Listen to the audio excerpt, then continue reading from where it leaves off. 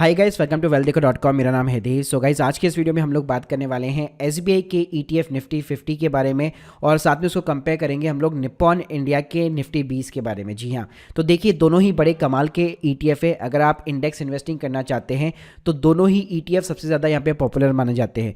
तो आज के इस वीडियो के अंदर गाइस मैं आपको अपनी दो पर्सनल यहाँ पे दो इन्वेस्टमेंट स्ट्रैटेजी यहाँ पे रिवील करने वाला हूँ। आपको रीज़न बताने वाला हूँ ईटीएफ के अंदर आपको क्यों निवेश करना चाहिए as compare to index fund. Plus guys, जब भी आप इंडेक्स इन्वेस्टिंग करते हैं आपको तीन चीज़ों का हमेशा ध्यान रखना चाहिए। पहली चीज़ होती है लिक्विडिटी, सेकंड थिंग होती है एक्सपेंस रेशियो और थर्ड थिंग होती है ट्रैकिंग एरर। तो चलिए हम लोग यहाँ पे कंपेयर कर लेते हैं। तो जैसे गाइस आप मेरी स्क्रीन के सामने देख सकते हैं, यहाँ पे मैंने सिंपली निफ्टी 50 का इंडेक्स यहाँ पे खोल रखा है। अगर निफ्टी 50 इंडेक्स की बात करो तो इसके अंदर मोर देन यहाँ पे जो है 25 से भी ज़्यादा यहाँ पे ईटीएफ शेयर मार्केट के अंदर ट्रेडिंग होती है।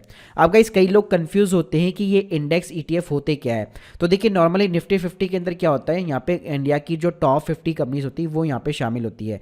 तो अगर मैं जैसे बड़ी कंपनियों की बात करूँ तो जिसके अंदर जैसे रिलायंस हो गया, एचडीएफसी हो गया, आईसीआईसीआई बैंक हो गया, इन्फोसिस हो गया, तो ऐसी बहुत सारी यहाँ पे टॉप 50 कंपनी शामिल है। आप गाइस हर एक कंपनी का तो स्टॉक्स आप यहाँ पे बाई नहीं कर सकते हो। और लेट सपोज क्या होता है ना, किसी भी कंपनी का यहाँ पे जो स्टॉक है कभी भी यहाँ पे जीरो हो सकता है अगर कभी भी यहाँ पे मान लीजिए कोई ऐसी खराब कंपनी यहाँ पे निकल गई तो।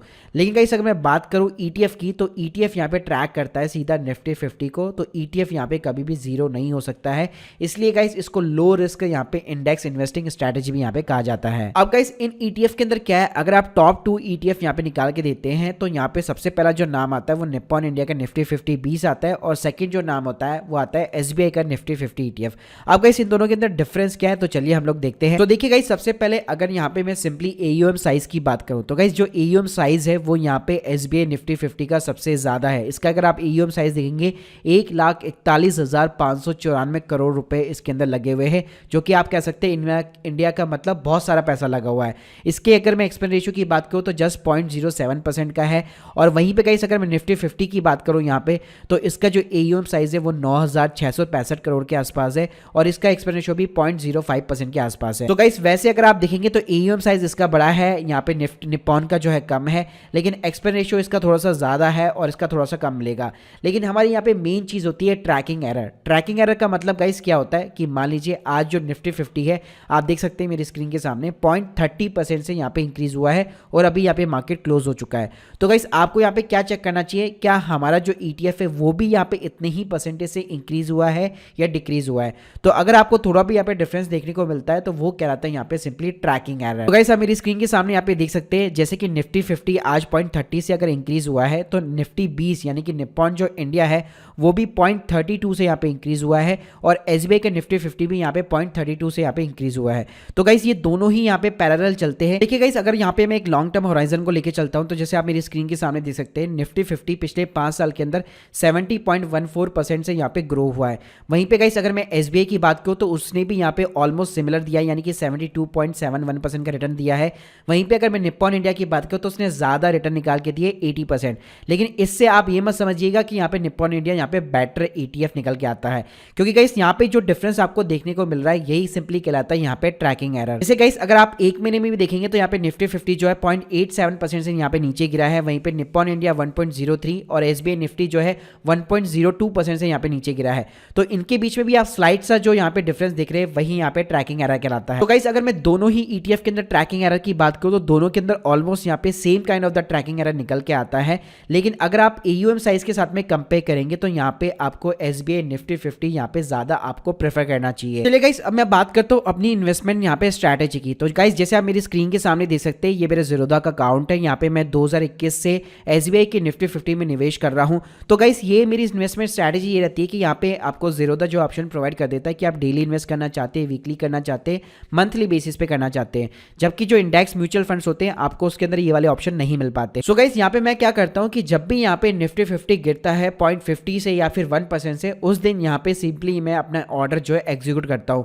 और गाइस इसको यहाँ पे ट्रैक करने के लिए मैं सिंपली एक और वेबसाइट का यूज करता हूँ जिसका नाम है investing.com। तो गाइस ये एकदम फ्री की वेबसाइट है। यहाँ पे आप क्या कर सकते हैं, सिंपली आपको एक यहाँ पे अकाउंट क्रिएट करना है। तो जैसे आप देख सकते हैं यहाँ पे मैंने एक अलर्ट लगा रखा है, जो ये ऑप्शन है मुझे कहीं भी किसी भी वेबसाइट के ऊपर नहीं मिलता है।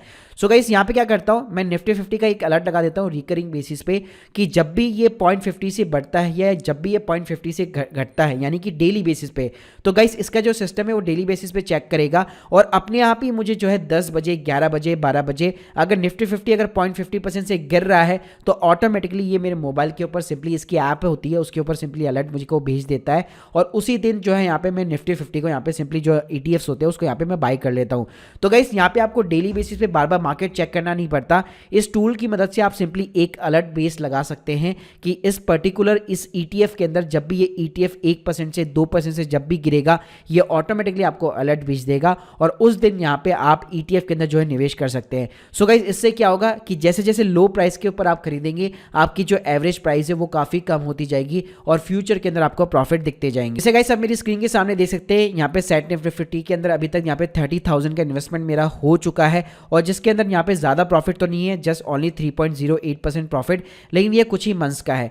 इवन गाइस अगर मैं निफ्टी 20 की भी बात करूँ तो यहाँ पे मेरी स्क्रीन के सामने आप देख सकते हैं इसके अंदर भी 4% का प्रॉफिट है और इसके अंदर भी ऑलमोस्ट 25,000 रुपीज का भी राइट नाउ इन्वेस्टमेंट है। तो गाइस ये वाली जो स्ट्रेटेजी बड़ी ही सिंपल है कि यहाँ पे निफ्टी 50 जो है जब भी यहाँ पे 0.50 या 1% जो भी मतलब आप चाहते हैं, अगर आपके पास में पैसे कम है इन्वेस्ट करने के लिए तो आप इस परसेंटेज को बढ़ा सकते हैं कि जब भी 1% या 2% से गिरेगा तभी मैं इन्वेस्ट करूंगा। लेकिन अगर आपके पास में पैसे ज़्यादा है, आप ज़्यादा निवेश करना चाहते हैं तो आप इस रेशियो को यहाँ पे ऊपर नीचे यहाँ पे कर सकते हैं। Guys hope you like this video, please subscribe channel. अगर आप लोग कोई भी डाउट से कमेंट बॉक्स में जरूर बताइए। Thank you guys, thank you very much.